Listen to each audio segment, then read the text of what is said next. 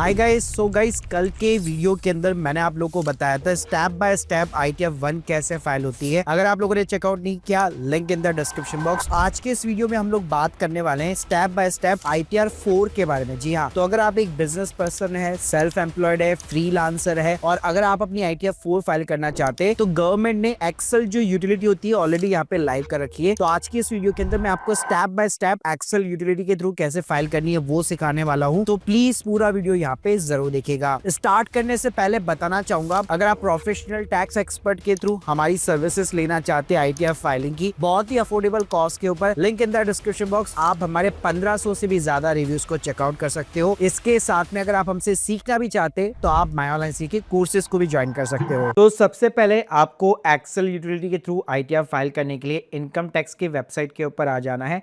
यहाँ पे आपको सिंपली जो है डाउनलोड का सेक्शन देखने को मिल जाएगा। अभी हाल फिलहाल ITR 1 और ITR 4 जो है यूटिलिटी गवर्नमेंट ने रिलीज़ की है। ITR 1 पे कल ही मैंने वीडियो बनाया था, अगर आप लोगों ने चेकआउट नहीं किया, लिंक ऑलरेडी मैंने डिस्क्रिप्शन बॉक्स में दे रखी है। तो यहाँ पे आप देख सकते हैं ITR 4 की आपको यूटिलिटी जो है एक्सेल बेस यहाँ पे एक जिप फाइल मिल जाती है जिसको आपको डाउनलोड यहाँ पे करना है। एक चीज़ का ध्यान रखिएगा, आप मोबाइल के थ्रू इस एक्सेल यूटिलिटी के थ्रू आप फाइल नहीं कर पाएंगे, तो मेक श्योर कीजिए डेस्कटॉप या लैपटॉप आपको यूज़ में लेना पड़ेगा।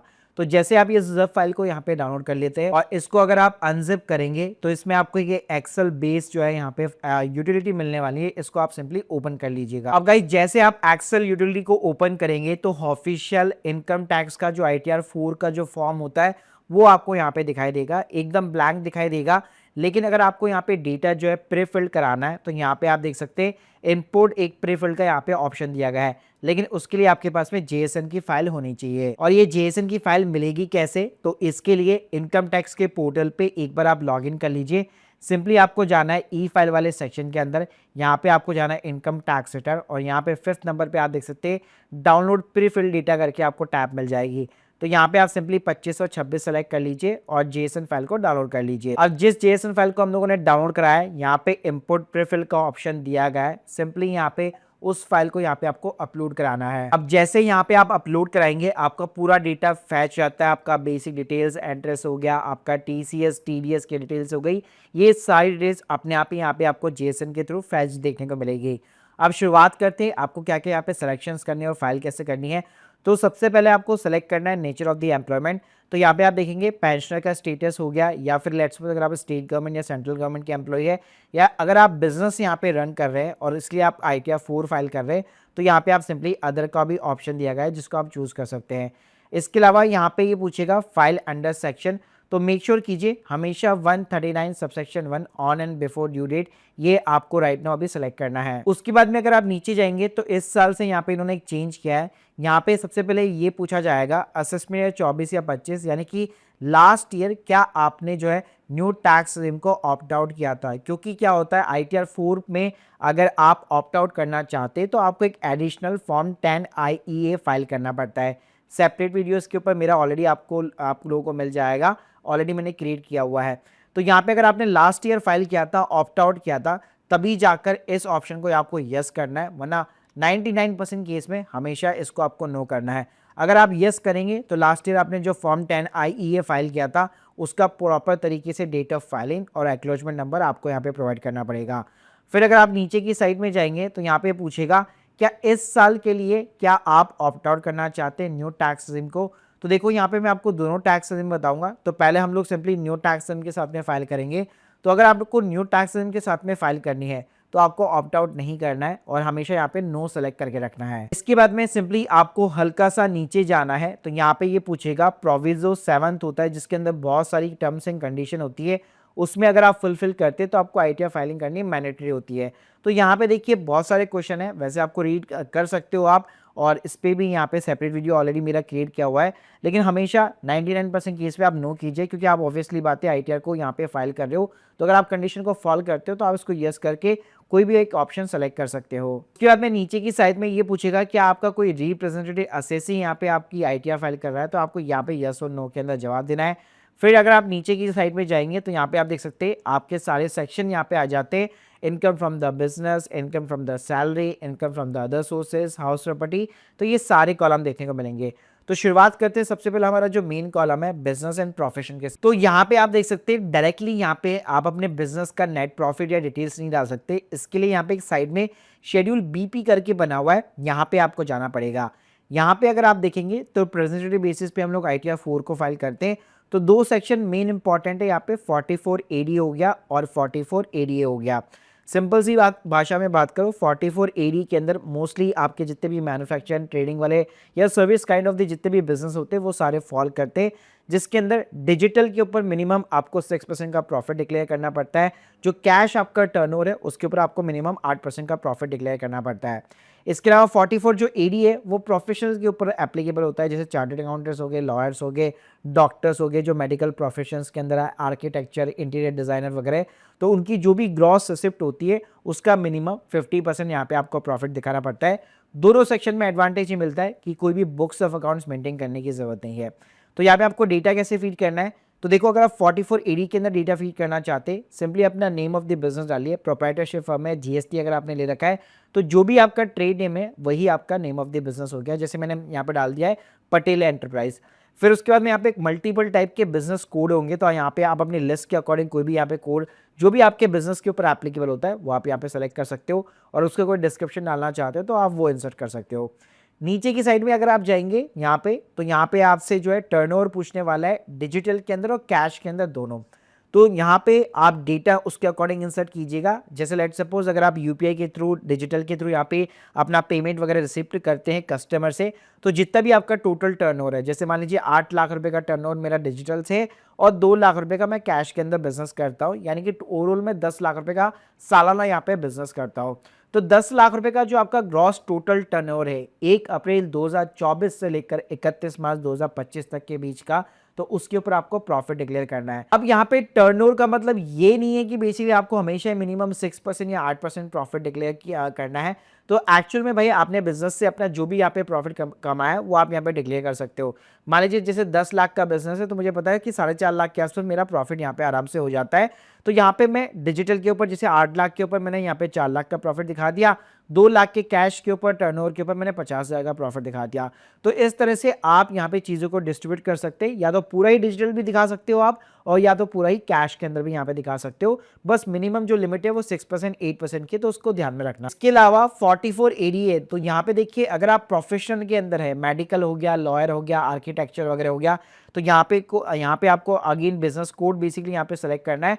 बस डिफरेंस ये होगा कि पहले ऊपर आपने 6% 8% दिखाया था, यहाँ पे आपको क्या करना है, सीधा सीधा अपना टर्नओवर जो है जितना भी आपका चाहे डिजिटल है कैश के अंदर है वो आप सिंपली दिखाइए, और उसके ऊपर ना मिनिमम 50% का प्रॉफिट यहाँ पे आपको डिक्लेयर करना है। कोई 6% 8% नहीं चलेगा। यानी गवर्नमेंट बोलती है अगर 10 लाख का आपका ग्रॉस रिसिप्ट है इन द प्रोफेशन, तो हम लोग 5 लाख रुपए का नेट प्रॉफिट मानेंगे ही मानेंगे। बाकी उसके ऊपर भी आप दिखा सकते हो, लेकिन 50 के नीचे आप नहीं जा पाओगे। फिर नीचे की साइड में 44 AE है, जो कि ट्रक काइंड ऑफ वाले जो बिजनेस होते हैं उसके ऊपर एप्लीकेबल होता है, जिसके ऊपर मैं अलग से वीडियो के अंदर चर्चा करूंगा। फिर अगर आप नीचे की साइड में जाएंगे तो यहाँ पे GST नंबर है। तो अगर आपके पास में GST नंबर आपने ले रखा है और आप प्रॉपर तरीके से अपने GST रिटर्न फाइल करते हो, तो जितना GST रिटर्न में आपने अपना टर्नओवर दिखा रखा है वही टर्नओवर इसके साथ में मैच होना चाहिए। तो यहाँ पे आप अपना GST नंबर डालिए, जो भी एनुअल वैल्यू है आपकी आउटवर्ड सप्लाई की GST की, वो आप यहाँ पे इंसर्ट कर सकते हो। फिर उसके बाद में अगर आप नीचे जाएंगे तो यहाँ पे आपको एक बैलेंस शीट टाइप वाली चीजें दिखेगी, सन्ड्री क्रेडिटर्स, यहाँ पे डेटर्स हो गए, कैश इन हैंड वगैरह हो गया। तो देखिए यहाँ पे सारी चीजें मैंडेटरी नहीं है, लेकिन मैं आपको 4 से 5 कॉलम बता देता हूँ जिसके बिना आप आगे नहीं बढ़ पाओगे। तो इसमें एक कॉलम आपका रहता है बेसिकली सन्ड्री क्रेडिटर्स का। तो अगर आपके क्रेडिटर्स है तो आप अमाउंट डाल सकते हैं 31 मार्च को, जो भी आपके क्रेडिटर्स है। अगर नहीं है तो 0 भी आप यहाँ पे इनपुट कर सकते हो। इसके अलावा इन्वेंट्रीज हो गई, सन्ड्री डेटर्स हो गया, कैश इन हैंड हो गया, तो ये फिगर्स आप इंसर्ट कर सकते हो, वरना इसको आप 0 भी पुट कर सकते हो। यहाँ पे आप देखेंगे प्रॉपर तरीके से आपका बिजनेस का प्रॉफिट अपने आप यहाँ पे बीपी शेड्यूल से निकल करके 4.5 लाख रुपए आ चुका है। उसके बाद में हमारा सैलरी का कॉलम होता है, तो जो भी आपकी ग्रॉस सैलरी अगर फॉर्म 16 है तो वहां से आप उठा सकते हो, वरना सिंपली अप्रैल से लेकर मार्च के बीच में जितनी भी भाई सैलरी मिलती है उसका अमाउंट यहाँ पे आप इंसर्ट कर सकते हो।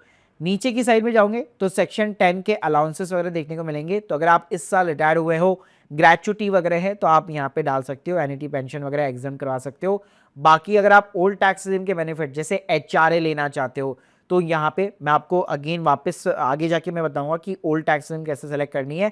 और इस साल से सबसे बड़ा चेंज यहाँ पे ये दिया गया है कि आप एचआरए या किसी का भी ऐसे बेनिफिट लेना चाहते हो ना, अलग से इन्होंने भाई पूरा का पूरा यहाँ पे शेड्यूल बना दिया है, जो अभी आगे जाके मैं आपको बताऊंगा। उसके बाद में अगर आप देखेंगे तो यहाँ पे आपका स्टैंडर्ड डिडक्शन वगैरह का सेक्शन होता है, जो 75,000 रुपये आपको न्यू टैक्स में यहाँ पे डिडक्शन देखने को मिल जाती है। फिर आता है आपका हाउस प्रॉपर्टी, तो यहाँ पे आप देख सकते हैं सेल्फ ऑक्यूपाइड लेट आउट दोनों का ऑप्शन है, लेकिन सेल्फ ऑक्यूपाइड पे न्यू टैक्स में आपको जो है होम लोन का टैक्स का बेनिफिट नहीं मिलता, लेकिन यहाँ पे लेट आउट के अंदर ध्यान रखिएगा जरूर मिलता है। तो लेट आउट में यहाँ पे आप देखेंगे अगर आप इंटरेस्ट का बेनिफिट उठाना चाहते हैं, इस साल चेंज क्या हुआ है, हर बार तो सीधा हम लोग ना 2 लाख रुपए ऐसे डाल देते हैं, लेकिन इस बार गवर्नमेंट आपसे एक एक डिटेल्स यहाँ पे आपसे मांगी जा रही है कि भाई लोन जो है आपने किस बैंक से लिया है, और नेम ऑफ द बैंक बताओ, लोन अकाउंट नंबर बताओ, कब सैंक्शन हुआ, कितना लोन का अमाउंट है, कितना अभी तक आउटस्टैंडिंग है इस साल का, और कितना इंटरेस्ट आपने पेमेंट किया है जिसका आप बेनिफिट उठाना चाहते हो। तो एक एक डिटेल यहाँ पे गवर्नमेंट के थ्रू मांगी जा रही है। इसके अलावा यहाँ पे आपका जितना भी रेंट का रिसीव हुआ है 12 महीने के अंदर, वो आप यहाँ पे रेंट का अमाउंट डाल सकते हो।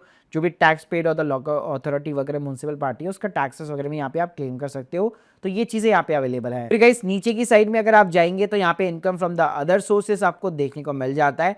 तो यहाँ पे इंटरेस्ट फ्रॉम द डिपॉजिट, ये मोस्टली चीजें आपको प्रीफिल्ड देखने को मिल जाती है। तो आपका सेविंग अकाउंट का इंटरेस्ट हो गया, एफडी का इंटरेस्ट हो गया, या कोई एनी अदर इनकम है तो वो यहाँ पे आप पुट कर सकते हो। फिर अगर आप नीचे की साइड में जाओगे तो यहाँ पे एक डिविडेंड का कॉलम आता है, तो डिविडेंड वगैरह है तो ये आपका अपने आप ही प्रेफर्ड बेसिकली आ जाएगा, वरना क्वार्टरली वाइज इसको भी इंसर्ट कर सकते हो। फिर नीचे की साइड में अगर आप यहाँ पे जाओगे तो यहाँ पे टैक्सेबल टोटल इनकम आ जाएगी, और नीचे की साइड में यहाँ पे सारी डिडक्शंस आएगी, जैसे एटीसी वगैरह हो गया। लेकिन मैं बताना चाहूँगा न्यू टैक्स में भाई कोई भी डिडक्शन आपको देखने को नहीं मिलती, केवल जो ATCCD सबसेक्शन 2 होता है, जहाँ पे आपका जो एम्प्लॉयर है वो अगर एनपीएस के अंदर या पेंशन स्कीम के अंदर कंट्रीब्यूट कर रहा होता है तो वही केवल एलिजिबल है, और वो आपको फॉर्म 16 के अंदर अमाउंट देखने को मिल जाता है। अगर ऐसा कुछ नहीं है तो कोई यहाँ पे एज ए डिडक्शन कोई भी आपका टैक्स का बेनिफिट अलाउ नहीं है। पीछे दिखेंगे तो यहाँ पे टैक्स का अमाउंट आ जाता है। फिर यहाँ पे एक टीडीएस का कॉलम दिया हुआ है, तो आपका जितना भी टीडीएस है वो ऑटोमेटिकली यहाँ पे आपका फैच होके आ जाएगा। तो आपको ना कोई भी एक्स्ट्रा यहाँ पे मेहनत वगैरह करने की ज़रूरत बेसिकली नहीं है। बस यहाँ पे आपको एक काम करना पड़ेगा कि जो भी आपकी इनकम है वो किस हेड के अंदर आप दिखा रहे हो, अदर सोर्सेस में दिखा रहे हो, हाउस प्रॉपर्टी में दिखा रहे हो, जिसका आप टीडीएस यहाँ पे क्लेम कर रहे हो, तो वो जो यहाँ पे हेड ऑफ द इनकम है वो आपको यहाँ पे सेलेक्ट कर लेना है। उसके बाद में अगर कोई चालान का पेमेंट है तो यहाँ पे एक आईडी का शेड्यूल है, तो बीएसआर कोड हो गया, डेट ऑफ चालान वगैरह हो गया, सीरियल नंबर हो गया, अमाउंट हो गया, तो वो आप यहाँ पे इंसर्ट कर सकते हो। लास्ट कॉलम आपका टैक्स पेड एंड वेरिफिकेशन आता है, तो आपका जो सेविंग अकाउंट है वो सेविंग है, करंट है, कौन सा है, तो यहाँ पे इस बार जो है टाइप ऑफ अकाउंट पूछा गया है, तो वो आप यहाँ पे सिलेक्शन कर सकते हो। फिर आप नीचे की साइड में आओगे तो यहाँ पे आप सेल्फ चूज कर लीजिए, इसके अलावा अपना प्लेस सिंपली यहाँ पे डाल दीजिए। तो गाइस जैसे ये चीजें हो जाती है, आप पूरा डेटा फिल कर देते हो, उसके बाद में कैलकुलेट टैक्स बटन के ऊपर क्लिक करना है। कोई भी मिस्टेक होगी तो ये बता देगा, मैंने ये सिंपली तरीके से आपका जो भी आपने डेटा यहाँ पे फीड किया है यहाँ पे एक्सेल यूटिलिटी के अंदर, उसके ऊपर टैक्स कैलकुलेट कर देगा। यहाँ पे आप देख सकते हो हमारा यहाँ पे टीडीएस का सिंपली तरीके से रिफंड बन रहा है। अब हमें यहाँ पे जेएसएन यहाँ पे अपलोड करनी है। यहाँ पे आप देख सकते हैं यहाँ पे फर्स्ट यहाँ पे इनकम डिटेल्स के अंदर ही आपको जनरेट जेएसएन का यहाँ पे बटन दिया हुआ है, इसके ऊपर आपको सिंपली क्लिक करना है। उसके बाद में आप देखेंगे तो आपकी सारी जो चीजें वैलिडेट होगी, और यहाँ पे एक जेएसएन फाइल वो जो अनजिप किया था हम लोगों ने फोल्डर, उसी के अंदर सेव हो जाएगी। अब हमें यहाँ पे इनकम टैक्स पोर्टल के ऊपर लॉग इन कर लेना है। यहाँ पे मैं अपना असेसमेंट या सेलेक्ट कर लूंगा। फाइलिंग टाइप के अंदर ओरिजिनल रिटर्न हो गई, यहाँ पे नो करूंगा क्योंकि कोई ऑडिट वगैरह हो नहीं रखी। यहाँ पे आईटीआर फॉर्म के अंदर आईटीआर 4 मैंने यहाँ पे सेलेक्ट कर ली है, और वही जेएसएन फाइल को यहाँ पे जो हम लोगों ने यहाँ पे जनरेट कराई है उसको सिंपली यहाँ पे आप देख सकते हैं अनजिप फोल्डर में आपको देखने को मिल जाता है, और उसको आप यहाँ पे अपलोड करा दीजिए। तो कोई भी अगर इसके अंदर एरर होगा तो स्क्रीन के सामने आपको दिखा देगा, वरना वैलिडेशन इज द सक्सेसफुल आपको दिखाएगा। उसके बाद में एज यूजुअल एक सिंपली आधार ओटीपी यहाँ पे आप डालिए, तो और आपकी रिटर्न यहाँ पे गवर्नमेंट को सबमिट हो जाएगी। अब देखिए यहाँ पे अगर आपको ओल्ड टैक्स इनके साथ में जाना है, तो जहाँ पे जिस ऑप्शन को मैंने आपको नो रखना बताया था, जहाँ पे ये पूछ रहा है कि आप क्या ऑप्ट आउट करना चाहते हैं करंट असेसमेंट ईयर के लिए, तो यहाँ पे सिंपली आपको जो है यस के अंदर जो है जवाब देना है। फॉर्म कैसे फाइल यहाँ पे आपको करना है, जो एडिशनल फॉर्म फाइल करना है, तो इसके लिए यहाँ पे ई फाइल के अंदर फाइल इनकम टैक्स फॉर्म, तो पर्सन यहाँ पे विद बिजनेस इनकम, तो यहाँ पे आप देख सकते हैं फर्स्ट ऑप्शन ही आपको देखने को मिल जाएगा 10IA का। तो ये एक बार आप फाइल कर सकते हैं, बार बार फाइल नहीं कर पाएंगे, ध्यान रखिएगा। ऑप्ट आउट करना चाहते तो मतलब एक बार ऑप्ट आउट करने के लिए आपको फाइल करना है, फिर नेक्स्ट ईयर वापस यहाँ पे अगर आप न्यू टैक्स में जाना चाहते हैं तो वापस आपको फाइल करना पड़ेगा। फिर उसके बाद आपके पास में अगेन कोई भी मौका यहाँ पे नहीं रखेगा, तो सोच समझकर ध्यान से यहाँ पे फाइल कीजिएगा अगर ओल्ड टैक्स में जाना चाहते हैं। तो यहाँ पे सिंपली आप असेसमेंट ईयर को सेलेक्ट कर लीजिए, कंटिन्यू बटन के ऊपर क्लिक कीजिए, लेट्स गेट स्टार्टेड बटन पे क्लिक कीजिए। या आपसे यहाँ पे क्वेश्चन पूछेगा कि आपकी प्रॉफिट एंड गेन है बिजनेस से, तभी हम लोग ऑब्वियसली बात है ITR 4 फाइल कर रहे हैं। लास्ट डेट पूछेगा 31 जुलाई मैंने यहाँ पे सेलेक्ट कर ली है। सिंपली कंटिन्यू बटन के ऊपर यहाँ पे मेरे को क्लिक करना है, येस बटन के ऊपर क्लिक करना है और यहाँ पे आपकी बेसिक इन्फॉर्मेशन आती है तो इसको आप यहाँ पे कंफर्म करा दीजिए। उसके बाद में एडिशनल इन्फो आता है तो यहाँ पे आपको सिंपली नो सेलेक्ट करना है और यहाँ पे सेव करा देना है। और लास्ट में फिर आपका document and the declaration and verification, तो सभी को सेलेक्ट कर लीजिए और एक आधार OTP डाल के आप अपना फॉर्म 10IE जो यहाँ पे सिंपली सबमिट करवा सकते हो। और जो भी आपका 10IE का बेसिकली जो एक्नॉलेजमेंट नंबर होगा वो यहाँ पे आपको इंसर्ट करना है और उसके साथ में डेट भी डालनी है। उसके बाद में नीचे की साइड में आना है तो यहाँ पे अब चेंजेस क्या होंगे ओल्ड टैक्स के साथ में वो मैं आपको बता दूंगा। तो यहाँ पे आप देख सकते हो शेड्यूल BP के अंदर कोई भी यहाँ पे मेजर चेंज नहीं होगा, वही same kind of the column है जो मैंने आपको अभी स्टार्टिंग के अंदर फिलअप करना सिखाए थे। यहाँ पे चेंजेस में क्या होगा, जैसे अगर आप सैलरी के अंदर मान लीजिए ओल्ड टैक्स के साथ जाना चाहते हैं तो सेक्शन 10 के अंदर जो HRA वाली जो चीज़ें होती है वो यहाँ पे कॉलम ओपन हो जाएंगे। तो यहाँ पे अगर आपको HRA वगैरह क्लेम करना है तो यहाँ पे आप आंसर दे सकते हैं इस साल कि आप मेट्रो में रहते हैं, नॉन मेट्रो में रहते हैं। इसके अलावा यहाँ पे एक्चुअल HRA जो भी आपको रिसीव हुआ है, कितना आपने रेंट पे किया है और आपकी बेसिक सैलरी क्या है, मतलब अल्टीमेटली ये HRA का कैलकुलेटेड है। तो यहाँ पे आप पहले कोई भी कितना भी HRA ले लेता था, लेकिन अब ऐसा नहीं होगा। आप डेटा फीड करेंगे उसके अकॉर्डिंग ये कैलकुलेटर आपको कैलकुलेट करके देगा कि कितना HRA के लिए आप यहाँ पे एलिजिबल हो। ऐसे ही मान लो अगर आपको लीव, ट्रैवल अलाउंसेस वगैरह लेना है तो वो वाले कॉलम्स भी यहाँ पे आपको देखने को यहाँ पे मिल जाएंगे। फिर नीचे की साइड में जाएंगे तो यहाँ पे स्टैंड रेशन आप देख सकते हैं 75,000 से 50,000 रुपये रिड्यूस हो जाएगी। साथ में प्रोफेशनल टैक्स भी यहाँ पे आप क्लेम कर सकते हो अगर आपका डायरेक्ट वगैरह हुआ है। नीचे की साइड में अगर आप जाएंगे हाउस प्रॉपर्टी के अंदर सेल्फ ऑक्यूपाइड प्रॉपर्टी के ऊपर भी आप यहाँ पे होम लोन का जो इंटरेस्ट का अमाउंट है वो यहाँ पे क्लेम कर सकते हो। लेकिन अगेन इस साल से एडिशनल डिटेल्स देनी है, किस बैंक से लोन लिया है, लोन का अकाउंट नंबर क्या है, किस डेट को सैंक्शन हुआ है, total amount of the loan हो गया और जितना भी इंटरेस्ट का बेनिफिट उठाना चाहते हो, कितना इंटरेस्ट का अमाउंट है, कितना आउटस्टैंडिंग है, एक एक डिटेल्स अब आपको यहाँ पे गवर्नमेंट को प्रोवाइड करनी है। इसके अलावा नीचे की साइड में जाएंगे तो सेम यहाँ पे सेविंग अकाउंट का इंटरेस्ट हो गया, कोई अदर इनकम है, फिर नीचे जाएंगे डिविडेंड की वगैरह की इनकम हो गई। फिर उसके बाद में नीचे की साइड में जाएंगे तो यहाँ पे ओल्ड टैक्स में जितने भी शेड्यूल्स होते हैं जैसे ATC वगैरह हो गया वो सारे खुल जाएंगे। यहाँ पे इस साल चेंज ये है, जैसे ATC के अंदर पहले सीधा हम लोग 1.5 लाख रुपए डाल दिया करते थे, लेकिन अब ऐसा नहीं है। कितना अमाउंट ATC के अंदर आप किस किस चीज़ से क्लेम कर रहे हो, मान लो आपके LIC का इंश्योरेंस का प्रीमियम है, ठीक है, तो उसका पॉलिसी नंबर बताओ, डॉक्यूमेंट नंबर बताओ और कितना अमाउंट का प्रीमियम जो आप क्लेम कर रहे हो एज ए ATC, आपके बच्चों की फीस है, आपका मान लीजिए 5 साल का आपका टैक्स सेवर जो है, फिक्स डिपॉजिट वगैरह है।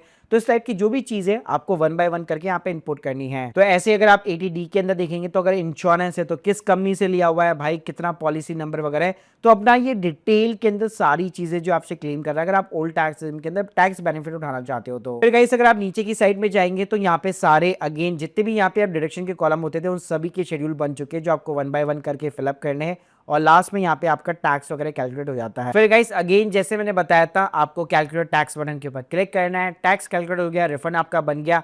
उसके बाद में यहाँ पे आप JSN को जनरेट करवा के सेम प्रोसेस में जैसे न्यू टैक्स के साथ में अपलोड की थी वैसे ही यहाँ पे अगेन आप ओल्ड टैक्स के साथ में भी अपलोड कर सकते हो। बस खाली ओल्ड टैक्स में आपको सिर्फ एक चीज ध्यान रखनी है, फॉर्म 10IEA यहाँ पे आपको फाइल करना है, एक्नॉलेजमेंट नंबर डालना है और न्यू टैक्स में ऐसा कुछ भी करने की यहाँ पे जरूरत नहीं है। तो guys hope you like this video, please subscribe our channel. बाकी अगर आप हमसे सर्विसेज लेना चाहते हैं प्रोफेशनल एक्सपर्ट के through, link in the description box, आप हमारे रिव्यूज वगैरह चेकआउट कर सकते हो या सीखना भी चाहते हैं तो आप हमारा कोर्स वगैरह एक बार प्लीज जरूर चेकआउट कीजिएगा।